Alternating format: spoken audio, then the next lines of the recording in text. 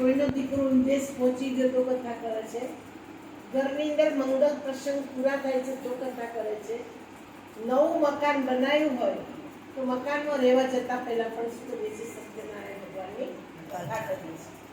કથાની મહિમાની અંદર બતાવ્યું છે કે જે કોઈ કથા કરશે ને કરાવશે એના ઘરની અંદર રિદ્ધિ ને સિદ્ધિ સદા માટે ભરપૂર રહેશે.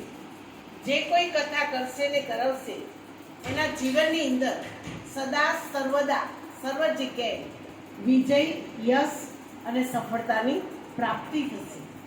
જે કોઈ કથા કરશે ને કરાવશે એના જીવનની અંદર દુઃખ દારિદ્રતા કાયમ માટેની દૂર થશે. જે કોઈ કથા કરશે ને કરાવશે એને મન ઈચ્છિત ફલ એના ઘરની અંદર નિસંતાનને કારણો બંધાશે. જે કોઈ કથા કરશે ને કરાવશે એના સઘળા મનોરથ ભગવાન પૂર્ણ કરશે અને અંતે શરીર છોડશે તો વૈકુંઠે વાસ થશે.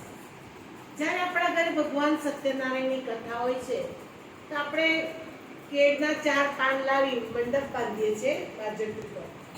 સફેદ કપડા ઉપર ચોખા, લાલ કપડા ઉપર ઘઉં, તાંબાનો કળશ, એની પર શ્રીફળ, આગળ સત્યનારાયણ ભગવાનનો ફોટો અને એક પાટલા ઉપર બધી પૂજા